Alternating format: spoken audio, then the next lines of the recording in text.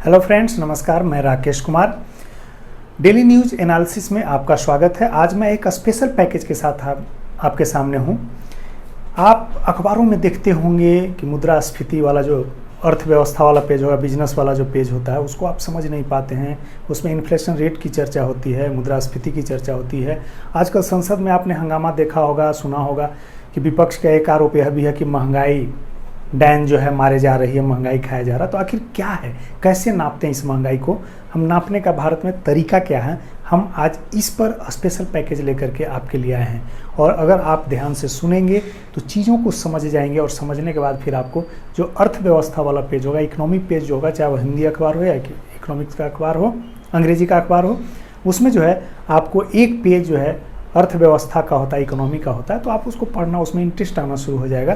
तो आप समझिए, सबसे पहले हम मुद्रास्फीति को अगर सामान्य शब्दों में कहें तो यह महंगाई दर है। यानी अर्थव्यवस्था में होने वाले, महंगाई में होने वाले जो अंतर है, उसमें होने वाली वृद्धि और कमी को जो नापता है, जिस दर से नापा जाता है, उसी को हम लोग मुद्रास्फीति कहते हैं, या सामान्य अर्थों में महंगाई दर भी कहते हैं। तो अब हम आते हैं, महंगाई दर का जो आकलन होता है, गणना होता है, कैलकुलेशन होता है, यह कैलकुलेशन दो मोड में होता है, दो आधारों पे होता है। एक क्या है, एक है कि consumer price index based inflation rate, यानी उपभोक्ता मूल्य सूचकांक पर आधारित मुद्रास्फीति दर। अब उपभोक्ता मूल्य सूचकांक पर आधारित जो इन्फ्लेशन रेट है, सीपीआई, कंज्यूमर प्राइस इंडेक्स, उसमें क्या होता है, हम कैसे जानते हैं, कैसे जारी होता है, हम इसके बारे में जानें। उपभोक्ता मूल्य से आप समझते हैं जो उपभोक्ता वस्तुएं हैं उसके मूल्यों के आधार पर जो आकलन होता है उसी को उपभोक्ता मूल्य सूचकांक कहते हैं। उसका एक इंडेक्स बनता है और उसी के आधार पर उसके मूल्यों में जो वृद्धि होती है उपभोक्ता वस्तुओं की, कंज्यूमर गुड्स की, तो उसमें जो बढ़ोतरी होती है या कमी होती है, उसी के आधार पर जो है हम बेस ईयर के आधार पर, एक बेस ईयर तय हुआ कि उस आधार पर जो बढ़ा या घटा, हम मुद्रास्फीति की बात करते हैं। तो सबसे पहले जाने कि जो उपभोक्ता मूल्य सूचकांक है वह मासिक आधार पर जारी होता है, मंथली बेस्ड, हर महीने में यह जारी होता है। अब पता आपके दिमाग में आएगा कि जारी कौन करता है, तो सांख्यिकी एवं कार्यक्रम कार्यान्वयन मंत्रालय भारत सरकार द्वारा जारी किया जाता है। Ministry of statistics and programme implementation जो है भारत सरकार का, उसके द्वारा, गवर्नमेंट ऑफ इंडिया के द्वारा जारी होता है। अब इसका आधार बेस क्या है, किस वर्ष जो है, आधार वर्ष यानी बेस ईयर, किस ईयर को बेस बना करके इसका कैलकुलेशन होता है। यह बेस ईयर जो है 2012 है। पहले यह 2010 था, लेकिन 2015 में इसे जो है अब आधार वर्ष को 2012 मान लिया गया है। अब जो है इसमें हम आंकड़े कैसे जारी होता है, आंकड़े क्या होता है, कहाँ से हम उपभोक्ता मूल्य, किन शहरों में और किन जगहों पर जो है उपभोक्ता वस्तुएं, कंज्यूमर गुड्स के दामों में कमी या वृद्धि हो रही है, इसका आकलन कैसे करते हैं। तो यह जो मंत्रालय है, इसी के अंतर्गत इस मंत्रालय के अंतर्गत जो है एक राष्ट्रीय सांख्यिकी कार्यालय है, नेशनल स्टैटिस्टिक्स ऑफिस है, वही आंकड़े जारी करता है। इसके स्टाफ्स जो हैं यह 1114 चुनिंदा शहरों में जाते हैं और आंकड़े जमा करते हैं। किसके, कंज्यूमर गुड्स के प्राइसेस का, और 1181 गांवों का भी ये दौरा करते हैं। यानी कुल मिलाकर के 1114 चुनिंदा शहर और 1181 जो है गांव, रैंडम, ये रैंडम होता है, जबकि ये सेलेक्टेड होता है कि इन शहरों में जाना। इसमें महानगर, नगर से लेकर के सारे कैटेगरी के शहर शामिल होते हैं। अब इसके आधार पर जो है हर एक महीने के जो आंकड़े होते हैं उसके आधार पर कंज्यूमर प्राइस इंडेक्स तय होता है। अभी जो अखिल भारतीय स्तर पे अप्रैल 2021 में यह सीपीआई यानी कंज्यूमर प्राइस इंडेक्स 160.4 है, जिसमें रूरल एरिया में यानी ग्रामीण क्षेत्रों में जो है 161 और शहरी क्षेत्रों में 159.7 है।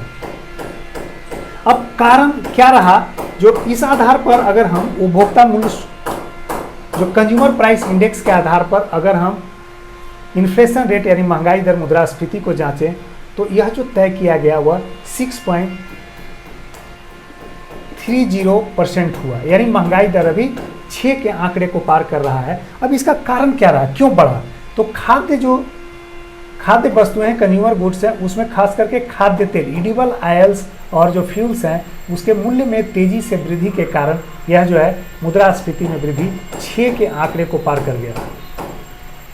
अब हम थोड़ा सा इस पे बात करते हैं कि भारत सरकार ने एक इंस्ट्रक्शन दिया है, आरबीआई को एक निर्देश दिया है कि आपको 2026 तक, मार्च 2026 तक इन्फ्लेशन रेट को, जो कि सीपीआई का लक्ष्य है, कंज्यूमर प्राइस इंडेक्स आधारित जो इन्फ्लेशन रेट है, उसको स्थिर करके 4 के आंकड़े पे रखना है, 4% रखना है और उसमें ±2 संभव है, यानी 6 तक आपको सीमित रखना है। या आदर्श स्थिति 4 है और उसमें ±2, लेकिन आपने देखा कि आंकड़ा यह बढ़ करके कितना हो गया, रहना चाहिए था 4 या 6 तक, बढ़ करके 6 को पार कर गया। यह चिंताजनक स्थिति यानी बढ़ती हुई महंगाई की ओर यह इंगित करता है। अब दूसरा जो है इन्फ्लेशन रेट को नापने का दूसरा जो तरीका है, दूसरा जो कैलकुलेशन मेथड है, उसमें है होलसेल प्राइस इंडेक्स इन्फ्लेशन, है ना, यानी थोक मूल्य सूचकांक आधारित मुद्रास्फीति यानी महंगाई दर। अब इसको कैसे नापते हैं, इसको नापने का तरीका, इसका भी आंकड़ा जो है मासिक आधार पर जारी होता है। हर एक माह के 14 तारीख को, हर मंथ के 14 तारीख को जारी, मान लिया जाए 14 तारीख को कोई छुट्टी हो गई, गैजेटेड हॉलीडे या किसी तरह की छुट्टी हो गई, तो अगले डे में जारी हो जाएगा। इसको जारी करने वाला जो मंत्रालय है वो भारत सरकार का वाणिज्य और उद्योग मंत्रालय है, कि जो उद्योग संवर्धन और अंतरिम व्यापार विभाग के आर्थिक सलाहकार कार्यालय द्वारा यह जारी किया जाता है। भारत सरकार के कॉमर्स एंड इंडस्ट्री मिनिस्ट्री के अंतर्गत जो एडवाइजर, इकोनॉमिक एडवाइजर ऑफिस के द्वारा जो है जारी होता है, जो उद्योग संवर्धन और अंतरिम व्यापार विभाग के अंतर्गत आता है। अब इसमें कितने वस्तुओं को शामिल किया जाता है, कितने आइटम्स को शामिल किया जाता है होलसेल प्राइस के लिए, होलसेल प्राइस इंडेक्स के लिए, तो भारत में अभी इसमें जो शामिल किए जाते हैं 697 आर्टिकल्स हैं, जिसका जो है आंकड़ा प्राप्त किया जाता है और उस आंकड़े के आधार पर जो है होलसेल प्राइस इंडेक्स पहले तय होता है और उसी पे इन्फ्लेशन और होलसेल प्राइस इंडेक्स तय होता है, यानी WPI इन्फ्लेशन रेट तय होता है। अब इसमें हम अगर भारिता की बात करें तो इसमें सबसे ज़्यादा जो भारिता होती है, सबसे ज़्यादा जो वस्तुएं शामिल है वह 564 जो है मैन्युफैक्चर्ड गुड्स, यानी जो विनिर्मित वस्तुएं हैं उसको शामिल किया जाता है। टोटल भारिता में जो WPI यानी होलसेल प्राइस इंडेक्स के टोटल भारिता में जो 697 वस्तुओं पर आकलित होता है, कैलकुलेट होता है, उसमें 564 वस्तुएं जो है वह मैन्युफैक्चर्ड प्रोडक्ट्स से होते हैं। इसके अलावा अगर फ्यूल और पावर आर्टिकल्स की बात करें तो इसमें 60 आइटम शामिल होते हैं, आर्टिकल शामिल होते हैं। अगर प्राइमरी आर्टिकल्स की बात करें तो 117 शामिल होते हैं। इसका जो बेस ईयर है वह है, कैलकुलेशन का बेस ईयर वह 2011-12 का जो फाइनेंशियल ईयर है, इसी को बेस ईयर माना गया है।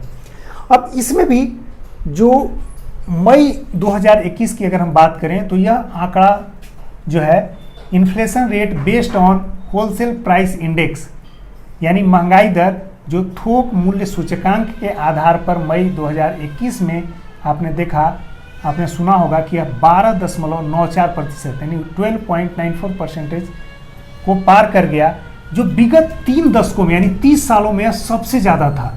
यह चिंता का विषय है, यानी आप महंगाई की स्थिति देख रहे हैं, चाहे वह कंज्यूमर प्राइस इंडेक्स पर हो या होलसेल प्राइस इंडेक्स पे हो, आंकड़े जो है काफ़ी पार कर रहे हैं, जो है महंगाई की स्थिति को दर्शाता है। इसमें कोरोना तो एक कारण है ही, इस बीच में जो होलसेल प्राइस इंडेक्स में वृद्धि और इसके आधार पर जो wholesale price index inflation rate based on wholesale price index में वृद्धि की अगर बात करें, जो कि 3 दशकों के आंकड़े को पार कर गया, जो सबसे ज़्यादा था 12.94, उसमें कारण क्या रहा, डीजल, पेट्रोल और क्रूड पेट्रोलियम ऑयल के दामों में जो तेजी से वृद्धि हुई थी, इसके कारण यह आंकड़ा पार कर गया। तो आपने देखा कि होलसेल प्राइस इंडेक्स और कंज्यूमर प्राइस इंडेक्स तय करके और उसी के आधार पर इन्फ्लेशन रेट को तय किया जाता है।